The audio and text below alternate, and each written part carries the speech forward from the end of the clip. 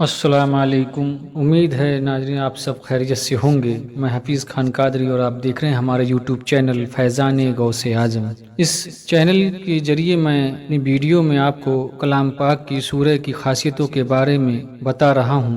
اگر جس نے بھی اپنی زندگی کا معمول بنا لیا اس سورہ کی تلاوت کا تو وہ دنیا میں تو کامیاب رہے گا ہی، انشاءاللہ آخرت بھی اس کی کامیاب ہو جائے گی، اور اس کی آخرت ایسی کامیاب ہوگی وہ اپنی قسمت پہ ناز کرے گا۔ کیونکہ میرا ماننا یہ ہے کہ قیامت میں اگر سب سے زیادہ خوش نصیب وہی شخص ہوگا جو اس سورہ کی تلاوت کرے گا۔ تو اس سورہ کی فضیلتیں تو بہت ہیں، لیکن ہم خاص فضیلتیں بات کریں گے۔ دنیا بھی اس کی فضیلت تو یہی ہے کہ اگر آپ سورہ سبا کی ہم ذکر کر رہے ہیں، سورہ سبا کو اگر آپ 10 بار پڑھیں گے تو آپ کو تمام آفتوں اور بلاؤں سے یہ بچائے لے گی اور آپ اللہ کی پناہ میں رہیں گے۔ یعنی کہ اگر آپ کسی بھی آفت یا بلاؤں کو محسوس کر رہے ہیں اپنی زندگی میں، یا آپ کو دکھ رہی ہیں کہ ہمارے اوپر یہ آفتیں اور بلائیں منڈرا رہی ہیں، تو آپ سورہ سبا کی تلاوت شروع کر دیں اور روزانہ 10 بار اس کو پڑھیں تو انشاءاللہ آپ ان تمام آفتوں بلاؤں سے امن میں رہیں گے۔ میں اس کی خاص بات کر رہا ہوں اس کی آخرت کے بارے میں، کیونکہ دنیا کی زندگی تو ایک تھوڑی سی زندگی ہے، اور جس کی زندگی آخرت کی اگر خراب ہو جائے تو وہ کہیں کا نہیں رہتا۔ تو اس لیے آخرت کی زندگی میں سورہ سبا ایک روشنی کی طرح آتی ہے۔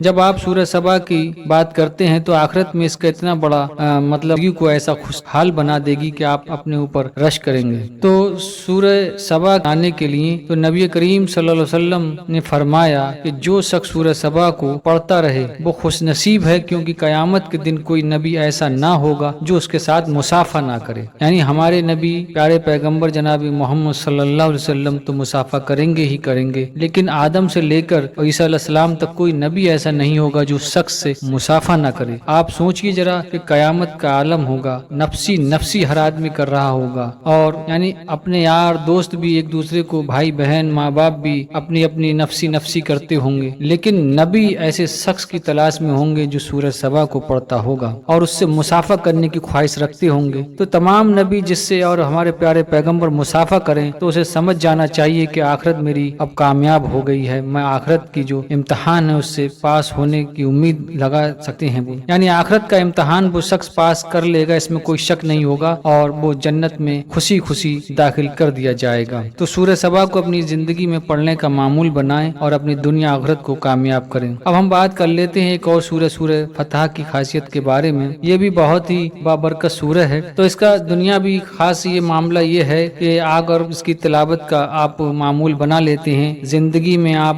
اگر اس سورہ کو سال میں ایک بار پڑھیں گے، صرف رمضان کا چاند دیکھ کر کھڑے کھڑے 3 بار اگر آپ پڑھ لیتے ہیں سورہ فتح کو، تو آپ پورے سال امن میں رہیں گے۔ یعنی آپ کی روزی روزگار میں بھی برکت ہو جائے گی، آپ کو بیماریوں میں بھی شفا دے دی جائے گی، یعنی اللہ کی طرف سے آپ کو امن میں لے لیا جائے گا۔ تو سورہ فتح کی یہ بہت بڑی خاصیت ہے، اور تاکہ کہ پوری سال کے لیے وہ آدمی بے فکر ہو جاتا ہے، تمام معاملات اللہ اس کے بہت آسان کر دیتا ہے۔ یعنی اگر آپ کو اللہ کے امان میں آپ کو جگہ چاہیے تو رمضان کا چاند دیکھ کر کھڑے کھڑے 3 بار سورہ فتح کی تلاوت کریں اور پورے سال امن میں رہیں۔ اور اگر آپ اس کو پڑھتے رہیں لگاتار تو آپ اس کے اور بھی فائدے دیکھیں گے۔ اور اگر آپ کا کوئی دشمن ایسا ہے جو آپ کو پریشان کرتا ہے تو اس کے لیے بھی سورہ فتح بہت کام کی ہے۔ اگر آپ کو آپ کا دشمن ستا رہا ہے تو آپ 41 بار اسے ایک بار ہی پڑھیں گے صرف، اور دشمن کا خیال کر کے، تو آپ کا دشمن جو ہے وہ مطلب آپ کے سامنے بے بس ہو جائے گا اور آپ اس پر غالب ہو جائیں گے۔ تو یہ آپ کو دشمن سے بھی آپ کی نجات دے گی۔ اور اس کا پیارے پیغمبر جناب محمد صلی اللہ علیہ وسلم نے فرمایا کہ جو کوئی سورہ فتح کی تلاوت کرتا ہے اور اس کو پڑھتا رہے تو وہ مانو ایسا ہے جیسے میرے ساتھ وہ جہاد میں شامل رہا ہو۔ اللہ کے نبی کے ساتھ جہاد میں شامل رہنے والوں کے لیے اللہ نے جنت کی بشارت دی ہے، اور خود نبی کریم صلی اللہ علیہ وسلم نے بھی انہیں جنتی کہا ہے۔ تو یہ ایسی مبارک سورہ ہیں، اگر آپ اپنی زندگی میں اس کا معمول بنا لیں گے تو دنیا بھی کامیاب اور آخرت بھی کامیاب ہو جائے گی۔ اور سے پتہ کرنے کی جو قرآن میں ہی اللہ نے سب تمام